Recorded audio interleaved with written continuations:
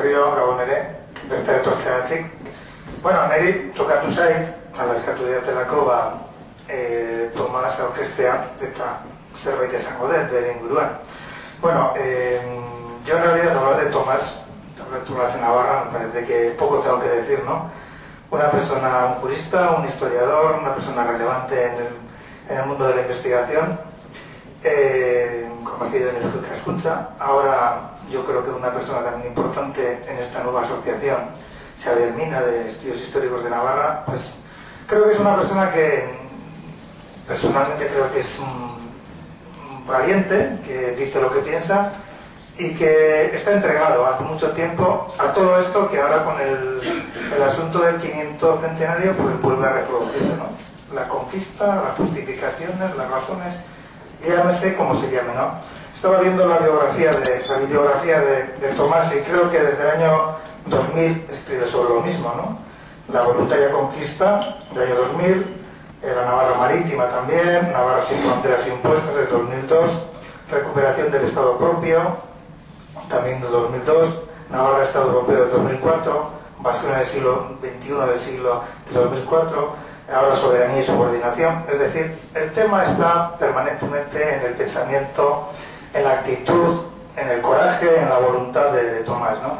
Y ahora, pues, tal vez por eso me ha llamado. Yo le estoy dirigiendo una tesis doctoral en la Universidad del País Vasco, una tesis doctoral que esperemos que tenga mención internacional. Va a haber un tribunal europeo que lo va a juzgar.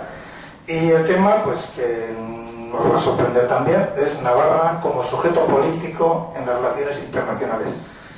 Creo que por eso es por lo que a mí me corresponde, aparte que me parece una persona absolutamente sugerente, y como después va a sugerir un montón de cuestiones que de alguna forma precederán a su discurso, pues ya tendremos tiempo de hablar más adelante.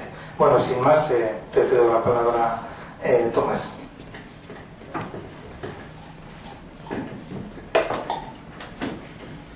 Gabón de Nori eta eskerrik asko etortzeagatik. Es para mí una gran alegría estar con todos ustedes para hablarles de un tema importantísimo para todos nosotros. Y bueno, el título es Las absurdas justificaciones sobre la conquista de Navarra, y por delante hay que poner que hay un actor fundamental en esta historia, y por eso lo vamos a mencionar desde el principio. Se trata de Fernando, apodado el Católico, Fernando el Católico, el mayor mentiroso de la historia.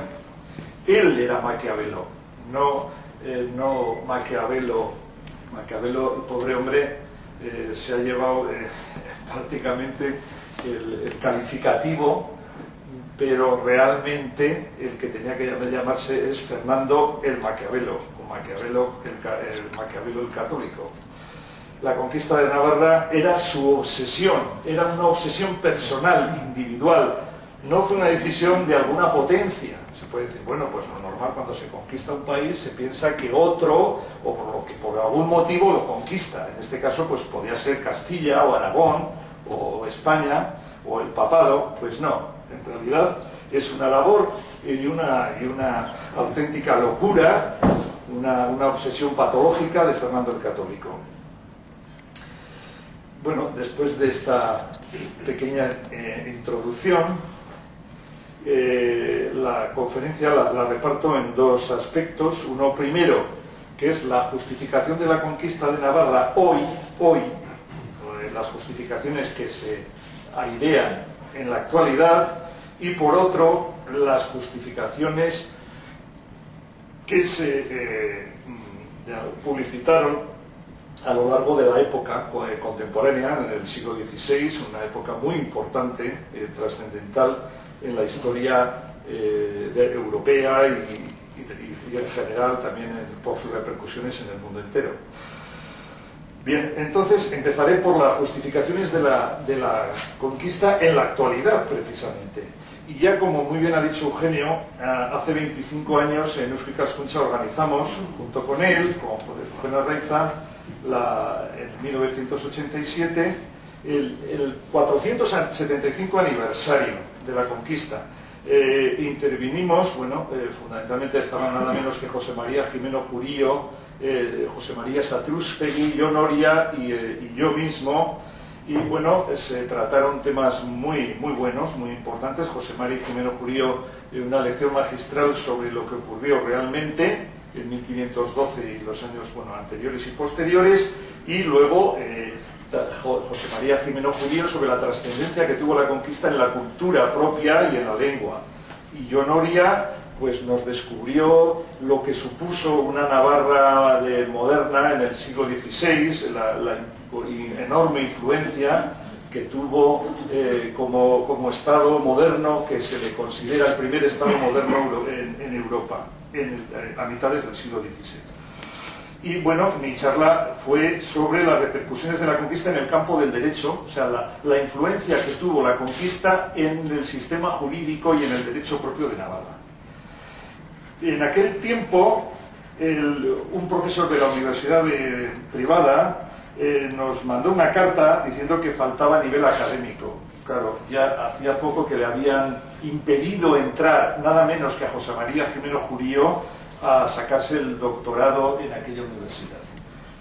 Y curiosamente este cartel, que se hizo por el artista navarro Xavier Idoate, pues nuevamente también lo ha plagiado un departamento de cultura de Tudela, de UPN, para hablar de su versión o del argumentario que UPN entrega a sus militantes sobre el tema de la conquista. Es un tema que realmente obedece o lo quieren plantear como una estrategia política. Sustentan en un discurso alrededor de 1512 que puede servirles para la actividad presente de su justificación política y para el futuro a este partido. Pero lo importante es que ocultan y disimulan el hecho principal de la conquista, o sea, lo que ocurrió, reemplazando por una supuesta polémica, hablan de una polémica entre conquista o incorporación, como si fuesen dos posiciones asumidas, ahora asumidas como propias.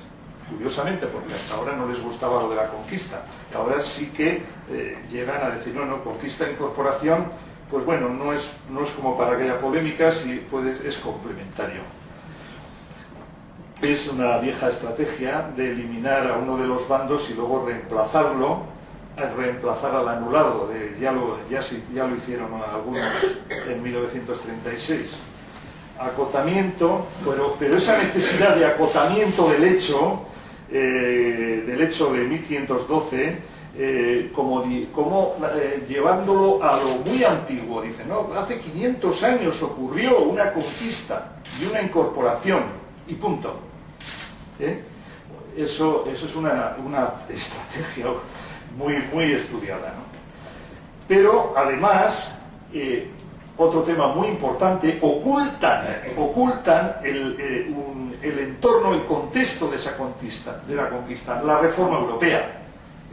Si no hubiera existido una polémica, un conflicto internacional en toda Europa, prolegómeno, y que además se desarrolló a lo largo de toda la época de la Reforma del siglo XVI, no se hubiera producido o no hubiera tenido Fernando el Católico las excusas para realizar la conquista. Y entonces el papel de la Santa Sede en la conquista ahora no puede amparar la conquista posteriormente, porque la Reforma acabó con esos argumentos. Por otro lado, también dicen lo contrario, que fue un paseo militar. Evidentemente, ni fue un paseo militar, ni hubo una rendición, ni hubo una entrega. También se pretende la existencia de una división de la sociedad navarra. No es cierto, se ha comprobado como desde 1507 ya Navarra estaba totalmente pacificada, funcionaban perfectamente las instituciones. El delincuente conde de Ledín estaba a buen recaudo o fuera, y no había problemas políticos internos para como que fuesen motivo de la pérdida de la soberanía y de la independencia de Navarra. También hablan de que si vinieron los vascongados, cuando ocultan las levas forzadas en los territorios navarros conquistados por Castilla, de La Rioja, Vizcaya, Guipúzcoa y Álava. También defienden del cambio dinástico, como si fuese un cambio dinástico, para ocultar realmente la brutal conquista y desposesión tiránica del Estado navarro, la dominación y la subordinación de la sociedad navarra. También mantienen la falsedad de que se conservaron los fueros cuando se seccionó completamente la soberanía de las instituciones navarras, de su sistema jurídico, tanto el poder soberano como el legislativo fue muy condicionado a las Cortes de Navarras, a pesar de privarles un desarrollo natural que hubieran tenido, tampoco esas Cortes fueron obedientes al 100%. Pero otras instituciones como el Consejo Real o la Cámara de Comptos fueron muy condicionadas a través de las ordenanzas de los inquisidores, de los llamados visitadores de la Inquisición, que por otro lado la Inquisición castellana era un organismo que pertenecía a la monarquía, no era una Inquisición que dependiera de Roma. Y bueno, esa incorporación, en realidad la incorporación es una parte del proceso de conquista, pero además es una decisión unilateral, es un acto unilateral y exclusivo de Fernando. En la unión nunca fue igual, de igual a igual, entre Navarra y Castilla siempre fue desigual. Bueno, esto es un poco para contradecir o desmontar en síntesis la argumentación que utilizan hoy el público o pretenden utilizar el partido UPN.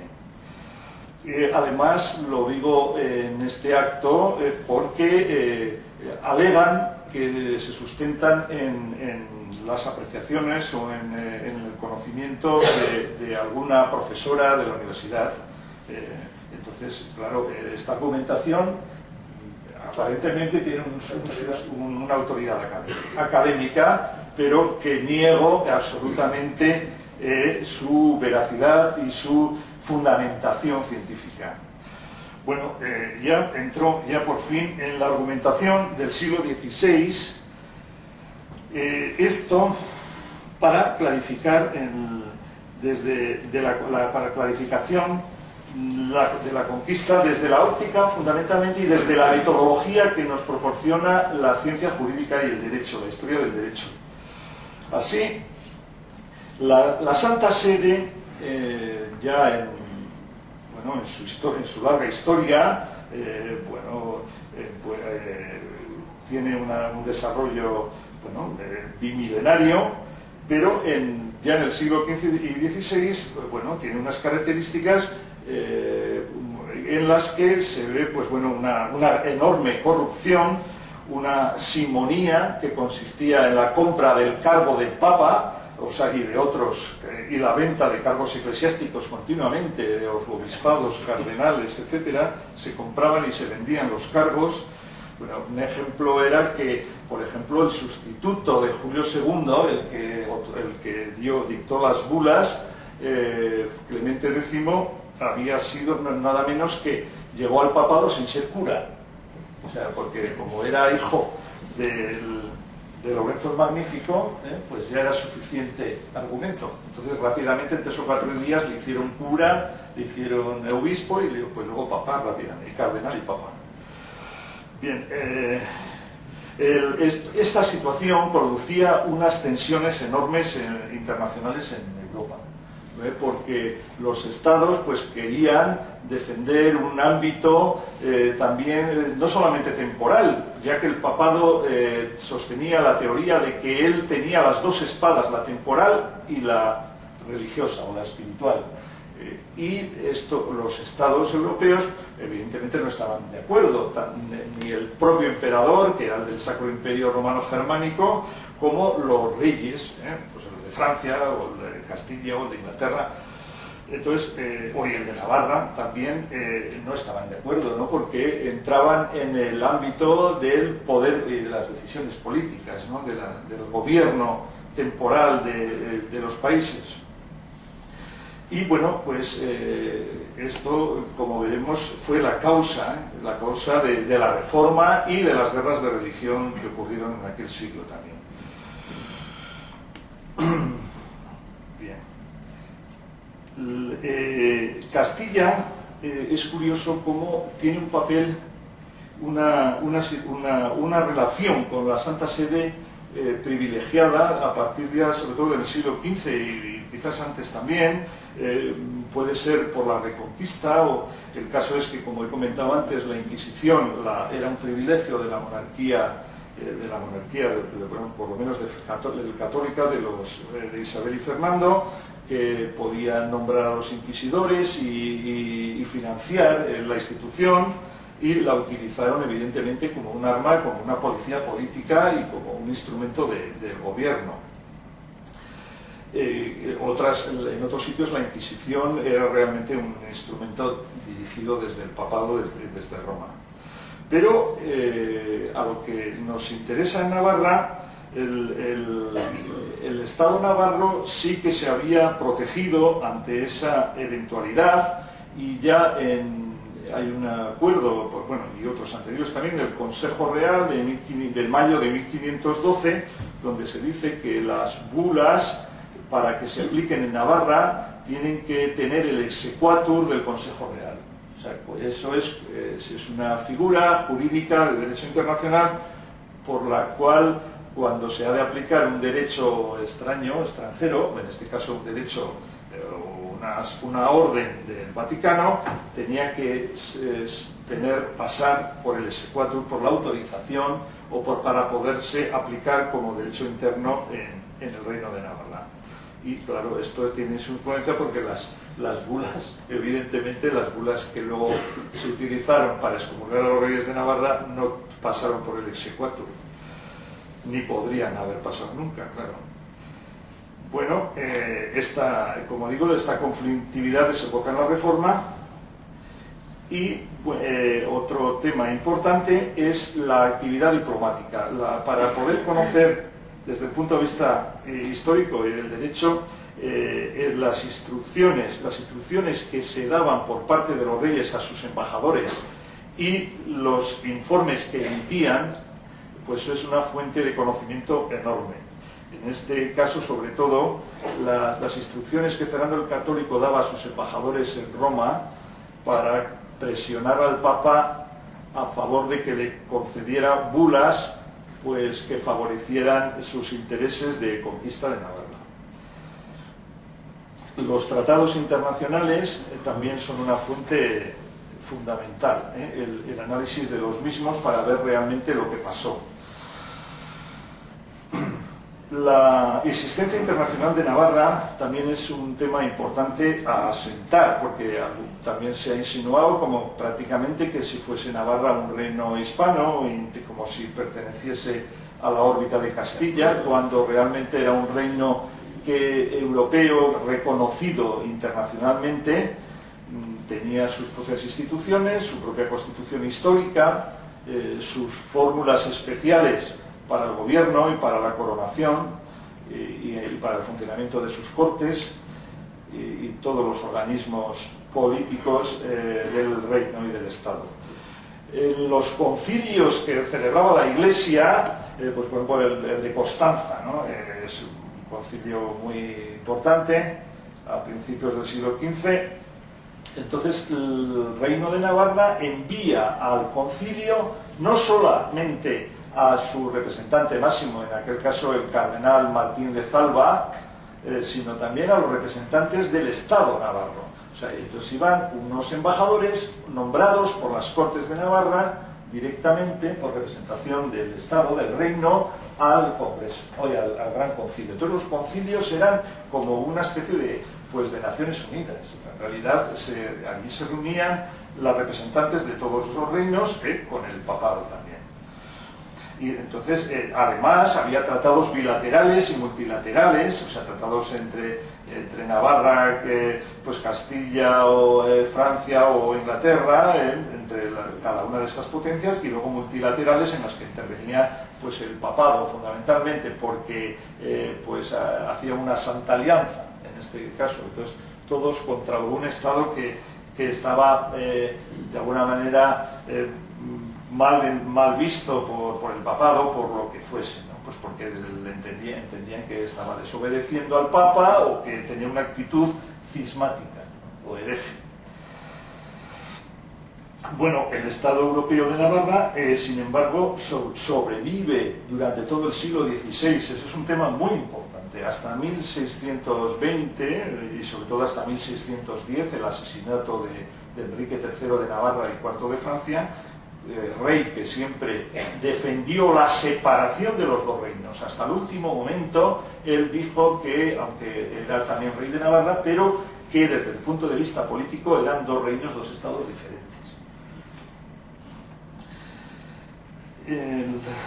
La conquista de Navarra, por eso, se completa realmente en 1620, el conjunto del territorio, pero esa conquista continúa y no termina hasta hoy. No termina ni en 1200, ni en 1512, ni en 1620.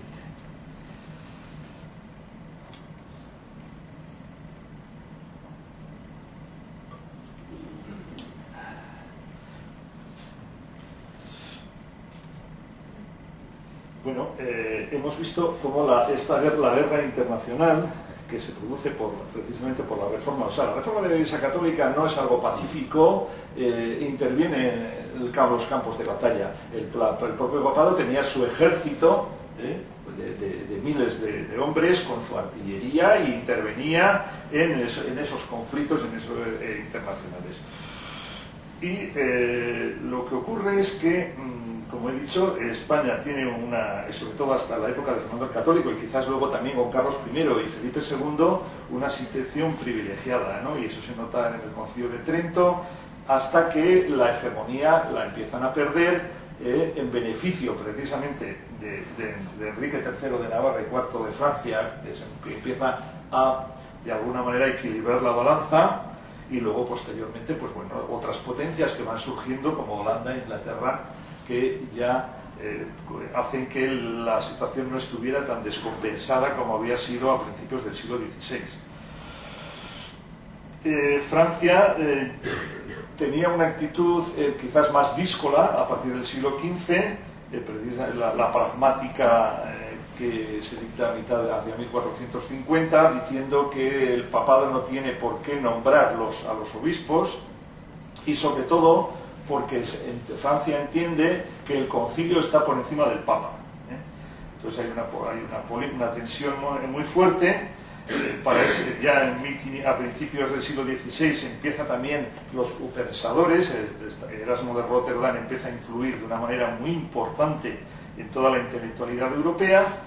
Se celebra el concilio de Pisa, al que acuden mayormente obispos y cardenales franceses, pero también de otros países. Está también el cardenal de Navarra, de Pamplona, que es Amaneo de la Brit, hermano del rey de Navarra, y bueno, y también hay obispos españoles, ¿no? Pero hay un anatema por parte del Papa Julio II, considerando ese concilio cismático, porque entiende que van a decidir controlar de alguna manera las arbitrariedades que estaba realizando este Papa. Julio II, el que construye San Pedro, y según cálculos, estimaciones que se han hecho actualmente, se debió de gastar cerca de 2 billones de euros, o sea, alguna burrada. Esto son cálculos que se han hecho recientemente en Italia, y bueno, pues dejó exhaustos a los recursos de toda Europa y de América sobre todo, ¿no? O de cualquier sitio donde pudieran venir. Bueno, en esa época, cerca o poco después al año siguiente del concilio de Pisa, que ya consigue meter una cláusula al final contra el concilio de Pisa se reúne la Santa Alianza, formada por el Papa Julio II fundamentalmente contra Francia y contra los que habían organizado el conciliábulo de Pisa.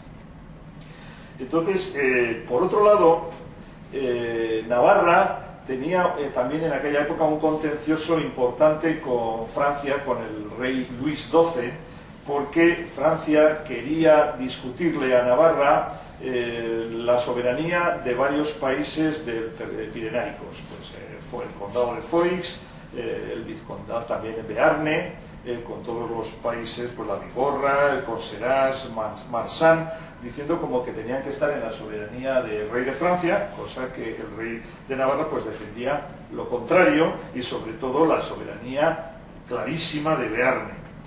Entonces la conflictividad es muy larga, los tribunales franceses, pues el Parlamento de Toulouse y el de París, pues dictan sentencias contrarias a Navarra, pero bueno, al final hay un tratado, bueno, cambia un poco la coyuntura de la política internacional y se llega a un acuerdo por el que Navarra y Francia firman una mutua defensa contra agresiones exteriores. Y bueno, aquí es cuando entra Fernando rápidamente, y la febril actividad diplomática de este hombre pues manipula, de alguna manera se adelanta y saca una copia del tratado que se la inventa él un día antes de que se firmara, y lo empieza a utilizar pues en las chancillerías europeas y en el Papa, diciendo que Navarra pues es cómplice y aliada de la hereje Francia. Entonces, que es a donde quería ir él, tratando de buscar unas bulas que justificaran su proyecto de invasión. Y bueno, como vimos, como se ve clarísimamente, Navarra entonces está inserta en este conflicto, desencadenado por la Reforma.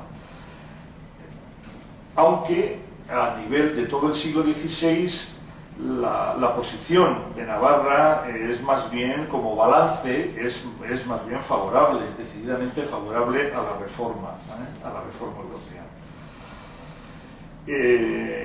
Como he dicho antes, el cardenal Amaneo de Albret y una serie de personajes importantes. Es curioso que de alguna manera confirma este aserto que he hecho de que Navarra es favorable a la Reforma, una pléyade de navarros de primera línea que estuvieron en las universidades y en las decisiones políticas europeas, pues como hemos dicho, el Amaneo de Albret, pero luego están Pedro de Navarra y Francisco de Navarra, los dos que además provenían de la familia real, pero intervinieron en las negociaciones, y clarísimamente por sus obras, escritas por los dos, bueno, cada uno por su lado, evidentemente se ve que son gente del mundo de la Reforma. O sea, aunque hubiera una reforma dentro de la contrarreforma. Es curioso, o sea, por un lado está la Reforma oficialmente, la de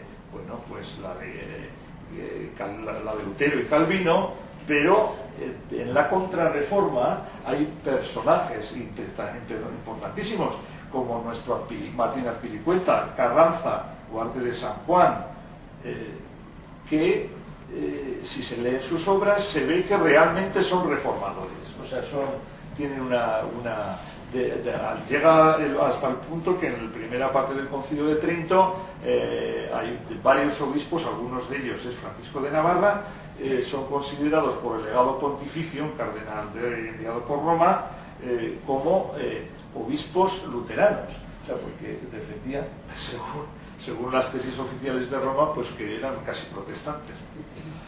Bueno, esto es un poco para dejar claro cuál era el pensamiento dominante en las élites navarras. Bien, bueno, Fernando el Católico y su voluntad de conquista coincide con una actitud o con una cultura castellana y española favorable a la conquista.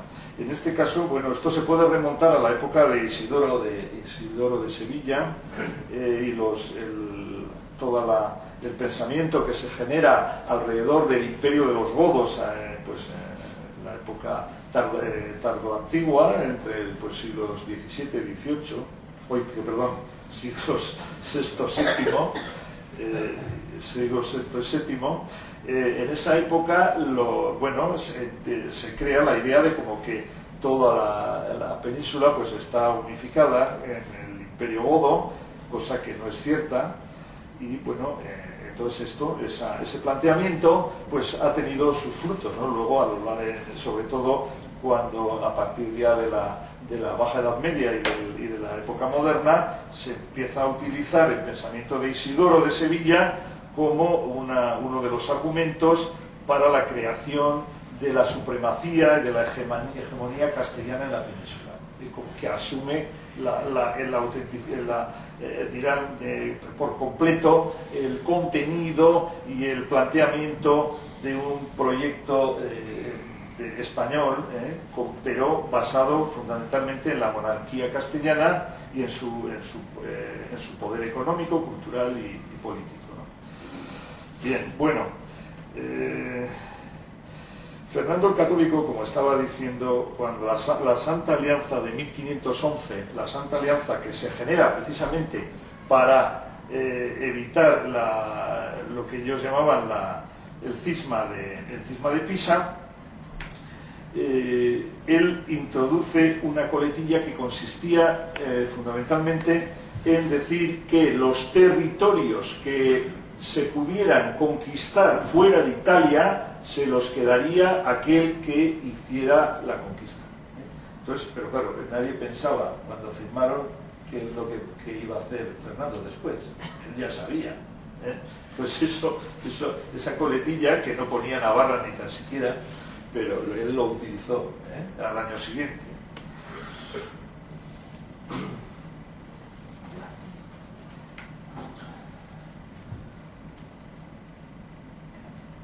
No sé. Bueno. Bien, Fernando el Católico va preparando, como vemos, esa conquista. Va engañando a través de sus embajadores y él personalmente también a los reyes y al Papa. Llega a involucrar nada menos que a su yerno, Enrique VIII de Inglaterra, que estaba casado con Catalina, su hija, y bueno, utiliza a su hijo y a su yerno precisamente para la conquista de Navarra también. O sea, esto es un hecho muy importante que no se ha tenido suficientemente en cuenta, pero Fernando, unos meses antes de la conquista, consigue firmar en Westminster, el Tratado de Westminster, por el que se comprometía a invadir Francia, bueno, más bien a Gascuña, para conquistarla, para dársela al rey Enrique VIII. Enrique VIII pues estaba convencido, todavía era muy ingenuo y muy joven, y bueno, le dijo, no te preocupes que yo te pongo los barcos. Le mandó Fernando el Católico los barcos a los puertos ingleses para transportar a 6.000 soldados ingleses, pero le entró tal furor bélico a Enrique VIII que dijo, no, vamos a llevar 12.000 más, total. Entonces se embarcaron toda la nobleza inglesa, pues la nobleza de sangre, el propio Marqués de Dorset, que era el jefe de toda la expedición, que era primo de Enrique VIII, y bueno, pues una gran aventura. Fueron y desembarcaron en Guipúzcoa, en Guetaria, luego fueron a San Sebastián, y no encontraban sitio para alojarse, se debieron de hacer un campamento por Rentería y Oyarzún, y luego ya por fin pues ya llegaron a Irún.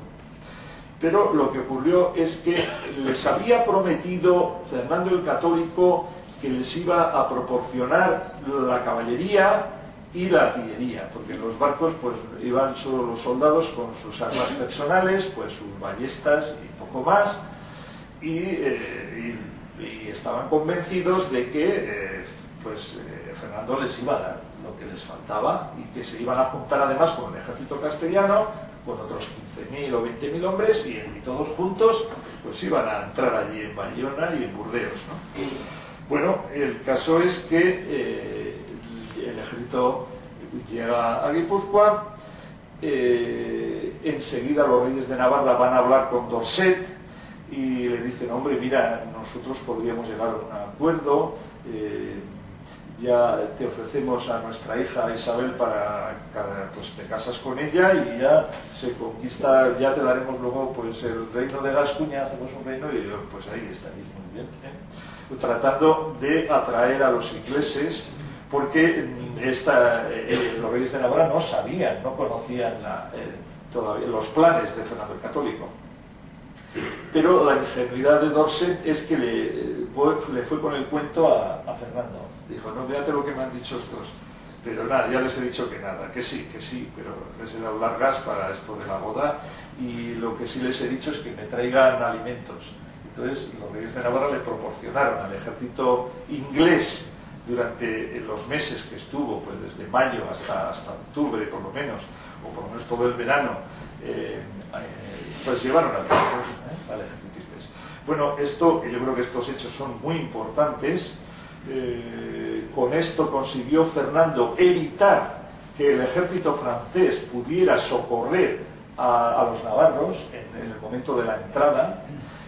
Además, argumentar sobre todo que lo que pretendía era no conquistar Navarra, sino pasar el derecho de paso.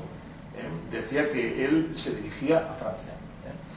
Sin embargo, era una cosa muy extraña, porque venga a pedir a los navarros, a los embajadores navarros que iban a Burgos, porque ya veían que estaba el ejército allí, ya 16.000 hombres preparados, una cosa por esto, el ataque era inminente.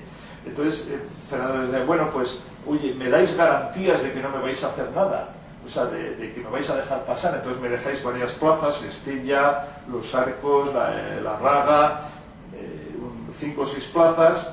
Pero claro, lo raro es que el que va a pasar pida las garantías, sería el que sufre la servidumbre de paso, el que tendría que pedir las garantías, ¿no? Navarra sí tendría que pedir en todo caso que, como demostración, como fianza de que no iban a causar daño, pues nos dejáis Logroño, Tarazona y lo que sea, ¿no? Bueno, pues es al revés, o sea, las víctimas son las que tenían que dar garantías. Bueno, el caso es que mientras el ejército inglés está allí de forma pues totalmente inactiva, y el ejército francés también en Bayona inactivo, porque se están mirando el uno al otro, él entra tranquilamente, pues el 19 de julio de 1512, pues se invade desde Vitoria hacia Pamplona. Y bueno, pues es un tema que ya has conocido. Yo no me voy a detener ahora en los hechos de la conquista, o sea, de la llegada del ejército hasta Pamplona.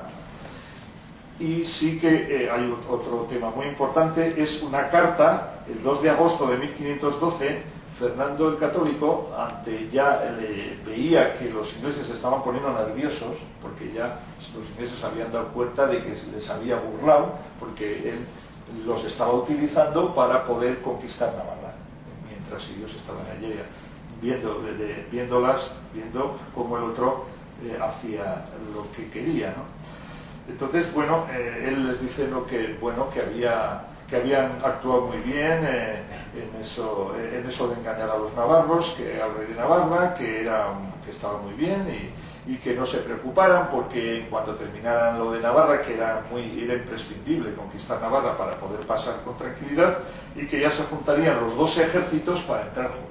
Todavía aún les mantenían la promesa, pero que nunca la cumplió, claro.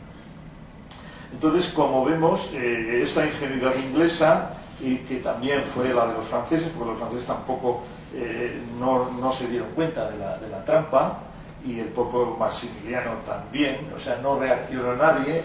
El Papa ya se estaba prácticamente muriendo, estaba Julio II ya en los últimos meses de su vida, y bueno, pues esta permisividad inconsciente de las potencias, incluida la Santa Sede, es lo que permitió que Fernando el Católico se saliera con la suya.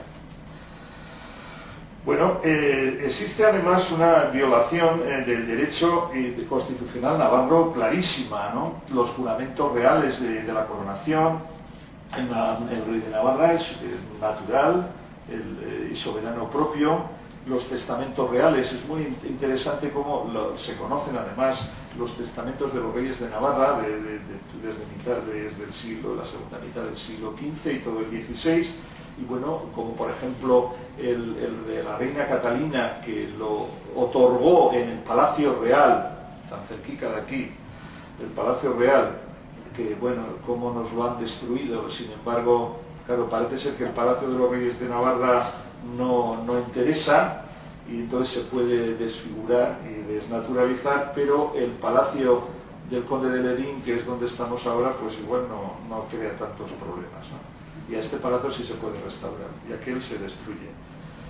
Bueno, este es un inciso, pero bueno, lo digo porque en aquel Palacio Real la Catalina pues otorgó un testamento muy extenso, y bueno, habla con una naturalidad enorme de cómo su hijo Enrique II, que había nacido un año antes en Sangüesa, pues iba a ser el heredero, que él cuando ella falleciera tenía que continuar como soberano.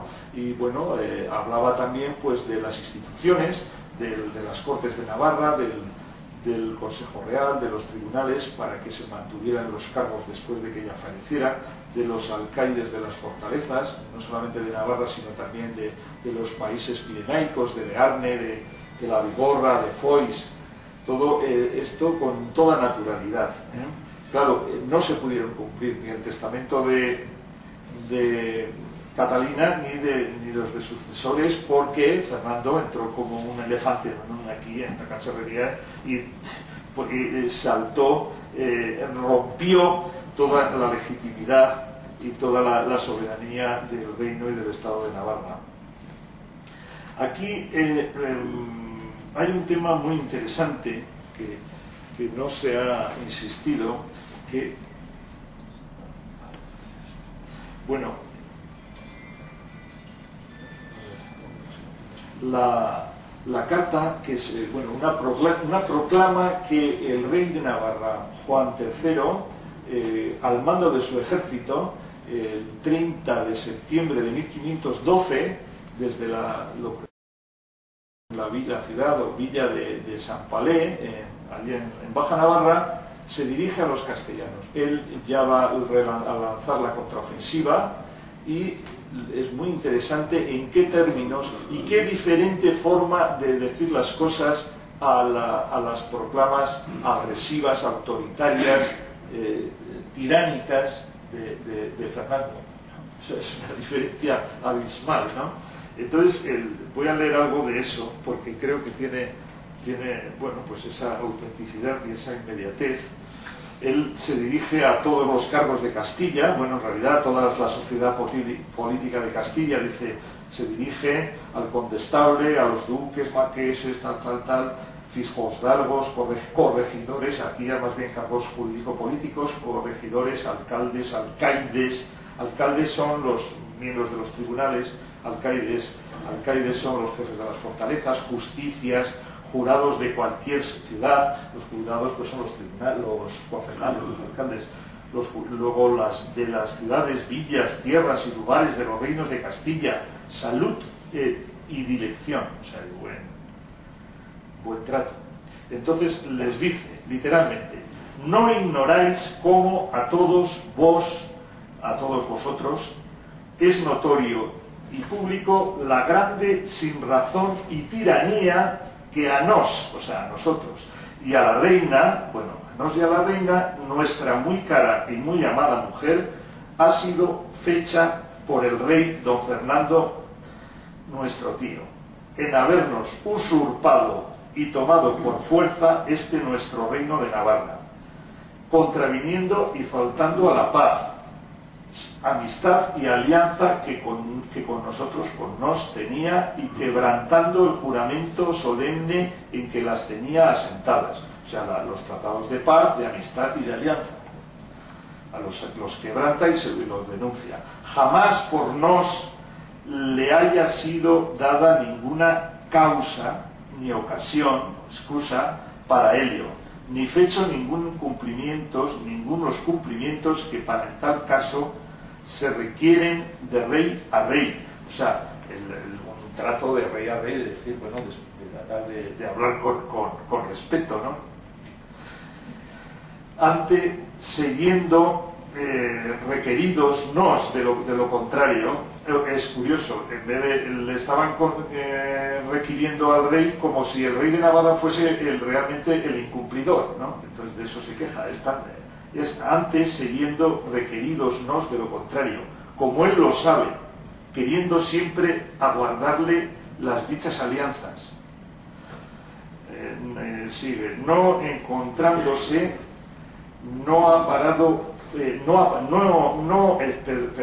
no acontentándose, dice el rey de Navarra a los castellanos, que Fernando, no acontentándose, no ha parado hasta nos haber usurpado todo el dicho reino, nuestro reino, en gran carga y confusión suya y escándalo de la cristiandad. Entendemos sin ninguna tardanza de tiempo, ni aún de días, ponerlo a nuestra obediencia. O sea, que va a volver a recuperar Navarra, eso cree. Y mano, a nuestra obediencia y mano, con la buena justicia que nos acompaña, y fidelidad y afección de nuestros súbditos. No querríamos que en ello vosotros, ni ninguno de esos reinos, os entrometiesedes. O sea, dice que les dice a Castilla, a los reinos castellanos o otros reinos, que no se entrometiesen a ninguna, hicieran ninguna resistencia, ni a dar gente socorro ni ayuda, siguiendo el consejo errado que hasta aquí en esto ha llevado el dicho rey don Fernando. Ninguna ni alguna gente de esas partes, o sea, de esos reinos de Castilla, vengan a este nuestro reino a hacer en él actos ningunos de guerras, ni a favorecer la hueste del dicho rey don Fernando contra el reino de Navarra. Apartándoos, les aconseja que apartándoos del dicho rey como de persona que tan mala condición lleva y a tanto mal daño ha dado causa. Salga de todos estos reinos que los tiene tiránicamente usurpados el dicho rey a su nieto, y se los deje libremente a su gobernación. Aquí se refiere a que cuando muere sospechosamente Felipe el Hermoso y se declara incapaz a Juana la Loca, Fernando se instituye administrador de Castilla. Entonces ya hay unos grandes problemas sociopolíticos en Castilla, y entonces Juan apunta, dice, no le hagáis, o sea, salvaros también de la tiranía de Fernando, no solamente la que nos ha impuesto ahora a los navarros injustamente, sino también a vosotros, y no le hagáis caso y no le ayudéis a mantener la Navarra conquistada. Bueno, voy a terminar porque ya me ha avisado Fernando. Esteban, perdón, tanto Fernando, quebrantamientos de los tratados.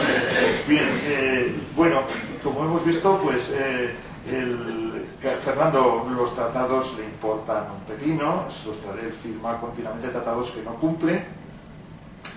Luego, las ratificaciones de los fueros, que él dice que jura los fueros de Pamplona o de las muchas localidades de Navarra, de casi todas, y de los valles de Roncal, de Salazar, de Aezcua, pero él no cumple, o sea, en realidad él conculca las capitulaciones de Pamplona del 29 de junio de 1512, estas capitulaciones que se firman entre representantes, pues Jaureguizar y otros realmente de la élite política del Reino de Navarra, representantes del Rey de Navarra, firman con el Duque de Alba diciendo que, bueno, está de paso, o sea, como que en realidad pues es temporal, no es una estancia permanente, y que, bueno, que cuando vuelvan los reyes de Navarra, pues que se irán con los reyes de Navarra, o sea, unas capitulaciones que realmente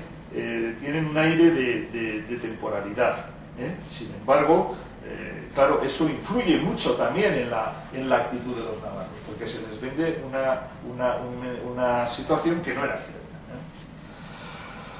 Bueno, luego en 1513 también él conmina a los representantes en Cortes a que le juren fidelidad. Evidentemente es una conminación violenta y luego, por lo tanto, nula. El 7 de junio de 1515,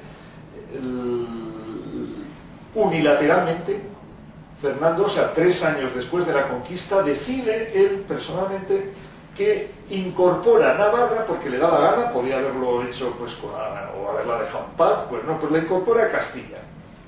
Reúne unas cortes de Castilla en Burgos y solemnemente, sin ninguna presencia de navarros, ni aragonteses, ni viamonteses, ni nadie, él entrega a la corona de Castilla el reino de Navarra. Y dice, bueno, y de pasada pues dice que como se lo había dado el Papa, pues ya está. Se me lo ha dado el Papa, pues ahora yo lo entrego a Castilla porque me da la gana. Es un hecho también muy personal. Sí. Bien.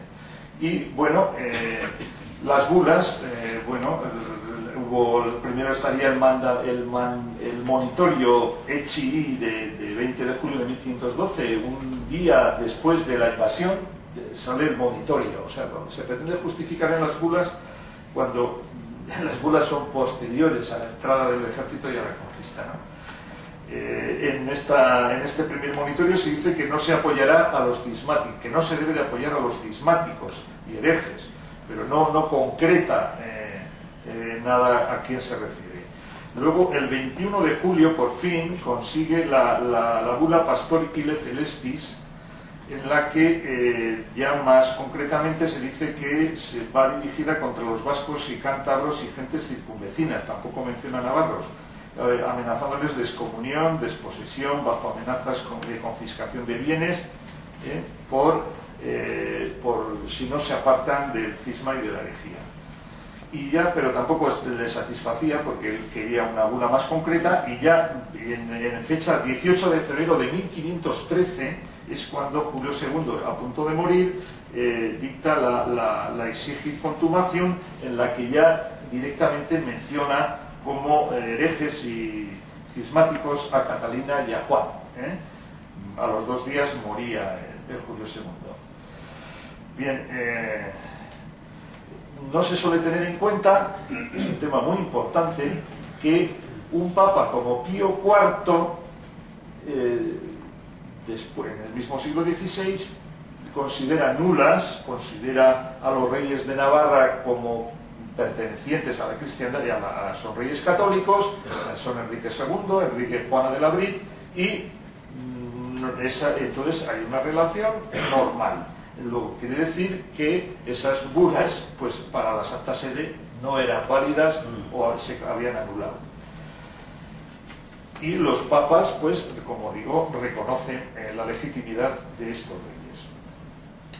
Los testamentos reales de Navarra no me voy a detener porque, bueno, también es muy conocido, los testamentos reales de Castilla, de los reyes españoles, de Carlos I, de Felipe II y de Felipe III, tiene que analizar los testamentos que le habían mandado sus antecesores, en los que, alegando motivos de conciencia, escrúpulos de conciencia, pedían que se estudiara si era justo la posesión y la retención de Navarra por España.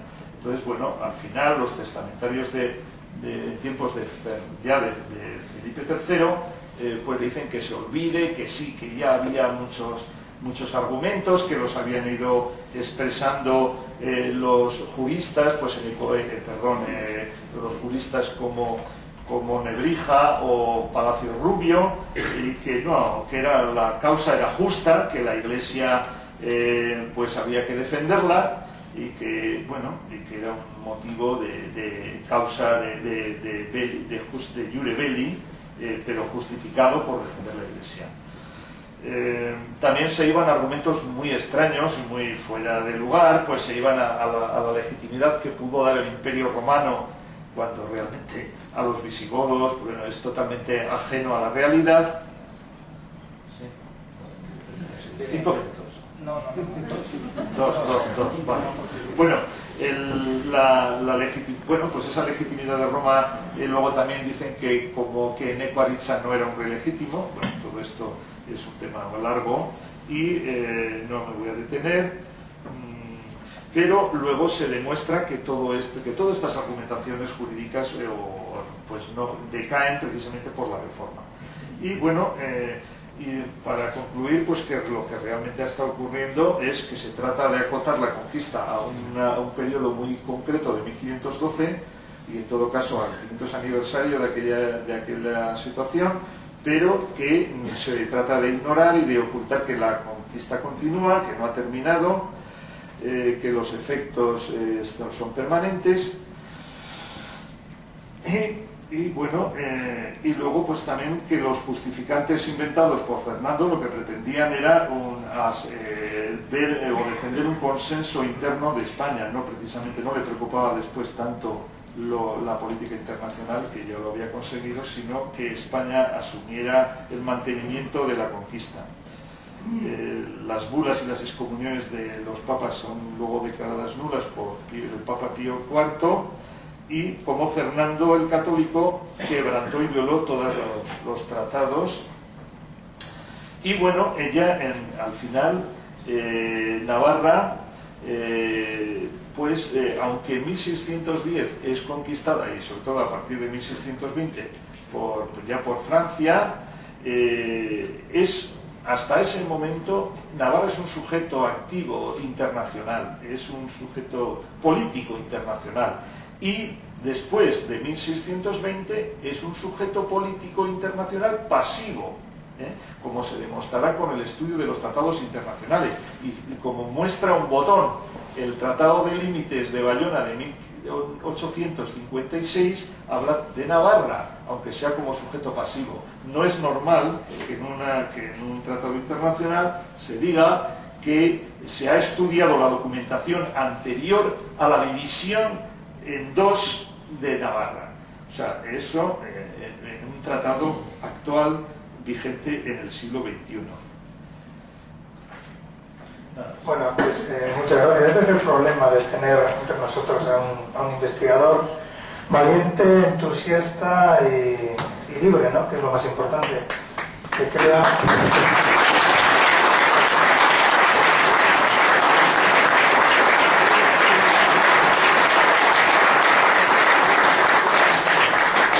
Es que a las 9 acaba y nos cierran y tenemos una espada de Damocles a la cual pues no podemos escapar, ¿no? Entonces el problema que tiene precisamente Tomás es eso, que crea expectativas, sabe tanto, es tan prolija en sus investigaciones que a la gente también quiere preguntar, y es un poco lo que vamos a dedicar estos 20 minutos que tenemos de coloquio pues para hacer las preguntas. Como hay mucha gente y seguramente habrá muchas preguntas, preguntar y luego en bloque responderá Tomás a todas ellas.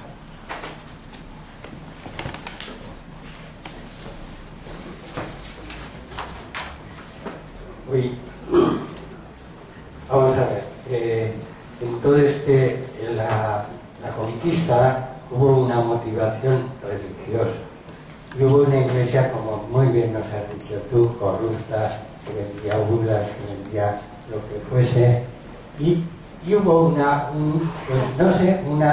iglesia, diríamos, de altas autoridades, Adriano de Serrena, demás, y mi pregunta es, ¿hubo una iglesia superior, diríamos, y hubo una iglesia un poco aplastada del pueblo de Navarra?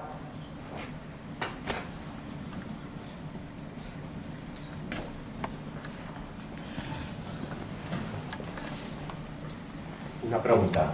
¿Por qué Fernando entrega el reino de Navarra directamente a Castilla y parece que no se plantea entregarlo a su propio reino, a Aragón?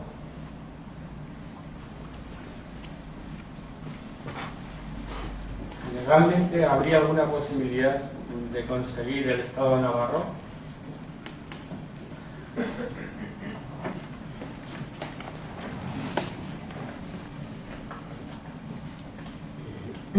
Actualmente podríamos creer que podríamos tener nacionalidad navarra si esa invasión hubiese sido con tartas de merengue?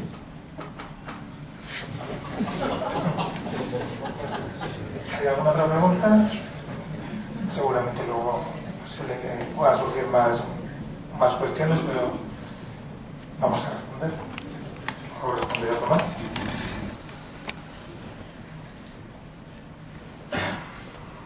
Con respecto a si la Iglesia tenía como dos caras, la de la jerarquía y la del pueblo, un pueblo pues aplastado.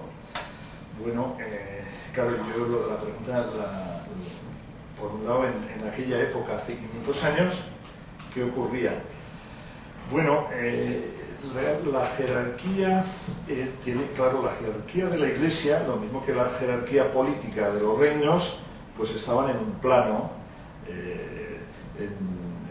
Lo que podía diferenciar a Navarra era que sus instituciones, a diferencia de otros estados, tenían unas raíces muy profundas. O sea, tanto es así que los reyes de Navarra, por ejemplo, hasta el mismo Carlos III de Navarra, el rey noble, pues decía que él, cuando tenía que firmar un tratado internacional, tenía que consultar a las Cortes, y las Cortes de Navarra se reunían los representantes de las universidades, y entonces en cada pueblo, cada ciudad, acordaban previamente con un mandamiento expreso, eran mandatarios de lo que se debía decidir, si convenía o no aprobar el determinado tratado.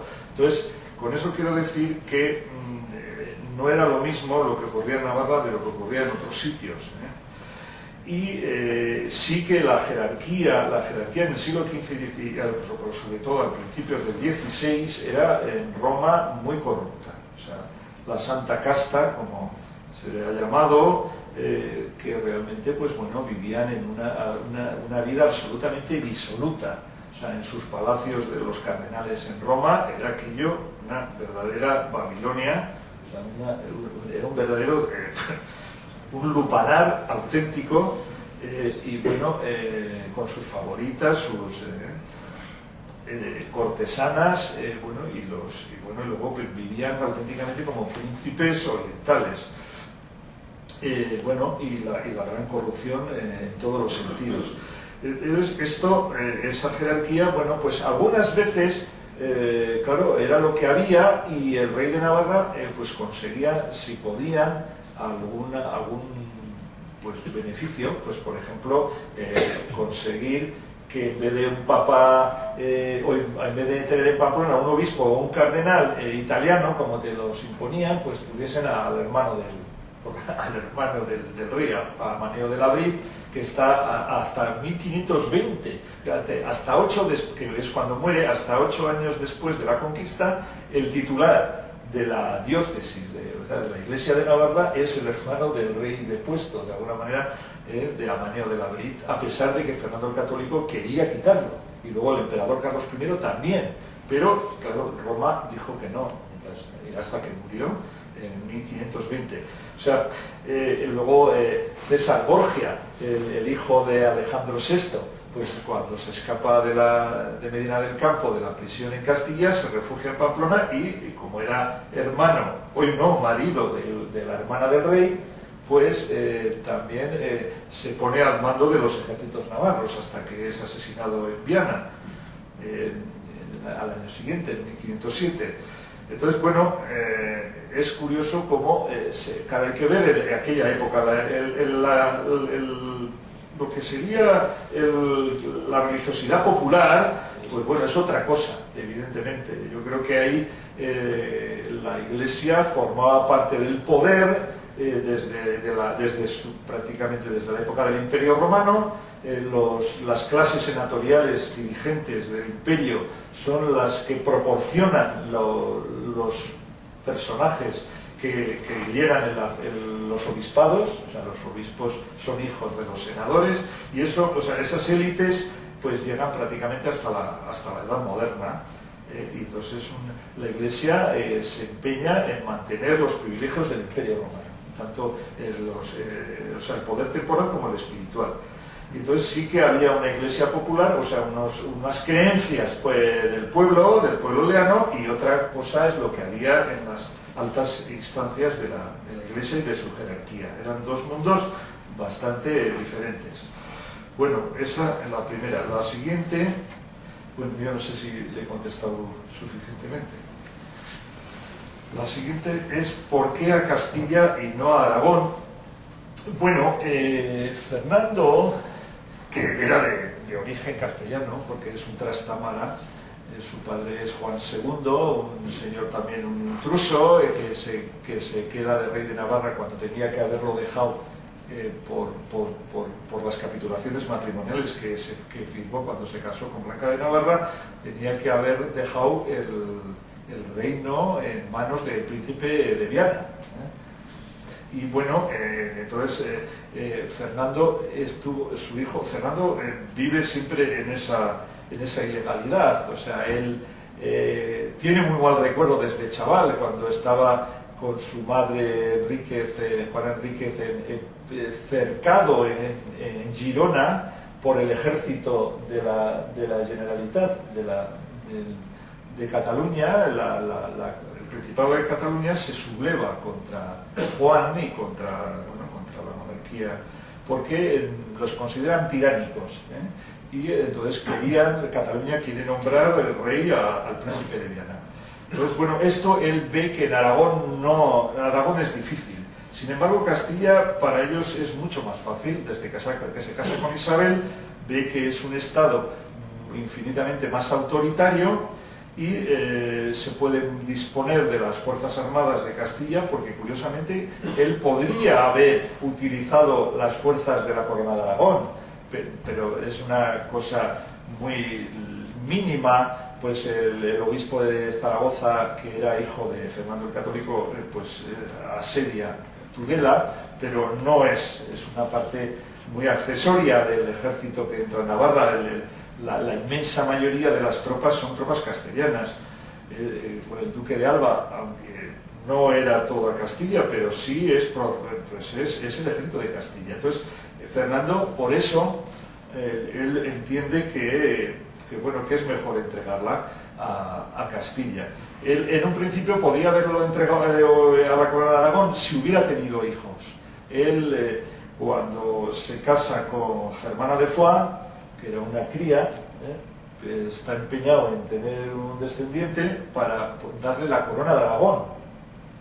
Pero el niño muere enseguida, y bueno, ya ve que el tema, pues estaba Juana la Loca incapacitada, y que probablemente pues iba a ser Carlos I, que estaba en Flandes. Y bueno, pues él, cuando hace la entrega en 1515, poco antes de morir, Fernando ya sabe que realmente se lo está dando a su hija, pero más bien a Carlos I. Va a ser Carlos I el heredero de la corona de Castilla y también de Navarra, o sea, porque él lo ha decidido. Lo mismo que incluyeron a Granada o las Indias o los reinos de Italia, ¿no? De Sicilia y de Nápoles. O sea, no era una actitud absoluta, una capacidad de disposición absoluta, ¿no? Desde su punto de vista. Y entonces, porque Castilla también lo pedía, de alguna manera, porque ellos entendían que habían puesto los que más. O sea, el ejército era Castilla, es el que había. Por eso, claro, eso lo dice el rey de Navarra. El rey de Navarra no echa en cara a los aragoneses, ni a los catalanes, ni a los valencianos que han invadido. Habla de los castellanos. O sea, lo sabe muy bien quién ha invadido Navarra y quién tiene las tropas de ocupación, son castellanas. Entonces está claro. Entonces Fernando se ve de alguna manera obligado a entregárselo a Castilla. Y aunque siempre yo creo que tiene que quedar la salvedad de que la decisión no fue de Castilla, o sea, la decisión es de Fernando, y él utiliza los recursos de Castilla para cumplir sus proyectos, pero no quiere decir que fuese una decisión castellana. O sea, no, Castilla no decide vamos a invadir Navarra, ni sus instituciones, ni sus cortes, ni nada, sino que a posteriori, como le habían ayudado en su aventura, pues les tiene que pagar.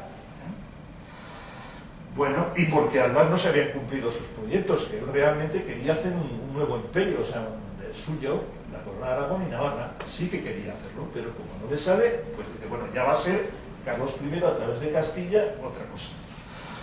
Bueno, lo de si legalmente habría posibilidad del Estado navarro, hombre,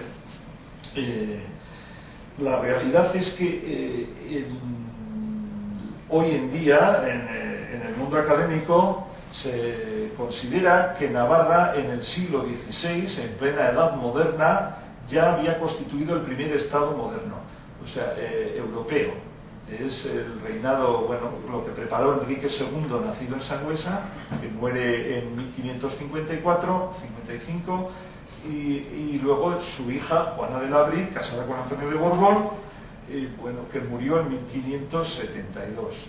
Entonces, ese periodo, bueno, es Navarra, es tanto desde todos los puntos de vista, tanto institucionales, o sea, la organización de su sistema jurídico-político, como sus tribunales, su educación, su sistema económico, la agricultura, la industria, o sea, empieza a tener unas características de modernidad.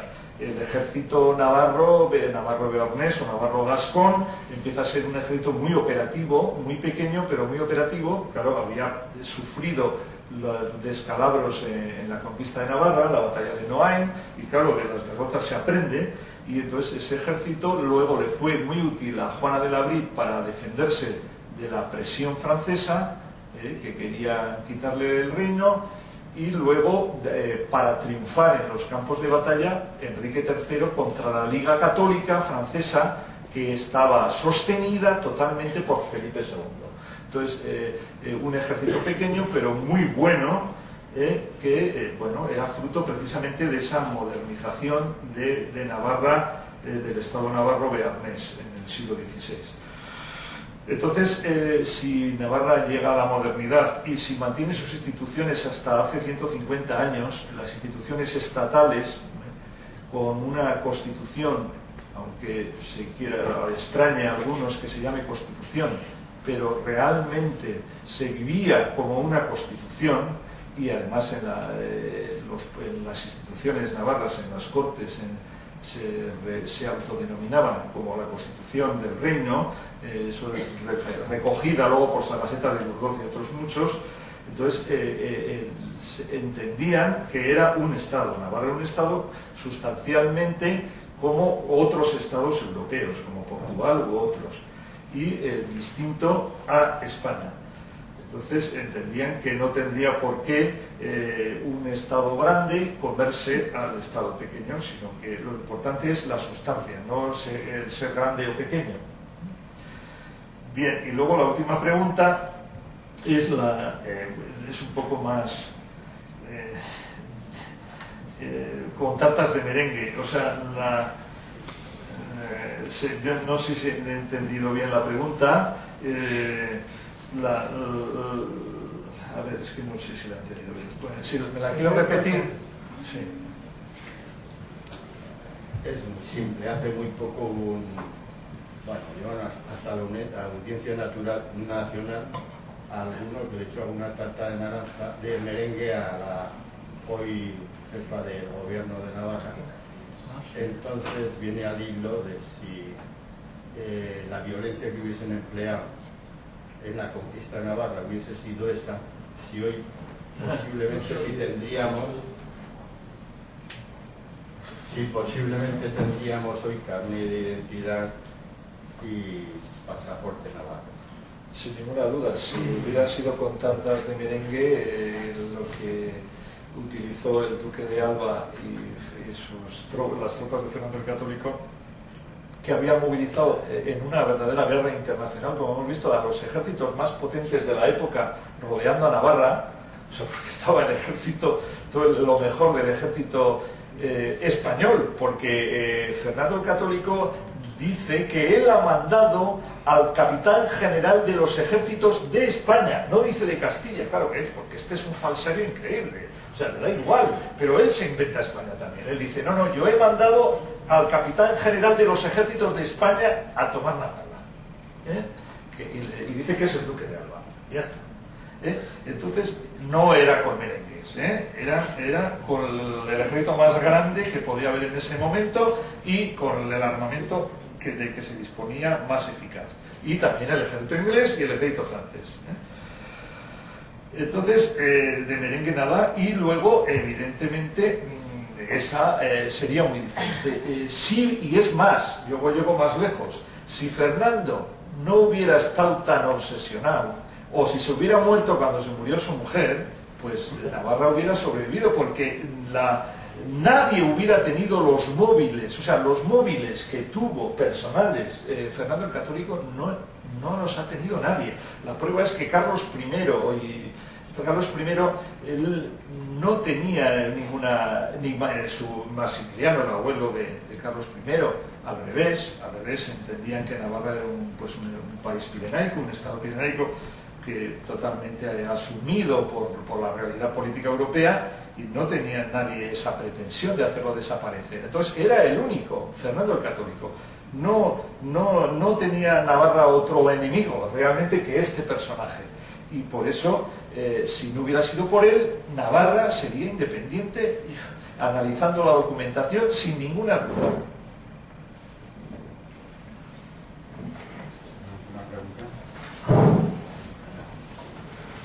Perdona, con respecto al tema anterior que has tocado, el tema de si hoy el Estado navarro podría plantearse ser reconocido a nivel europeo, sí me he sentido, pero quisiera que me concretaras más si sí es posible o no es posible.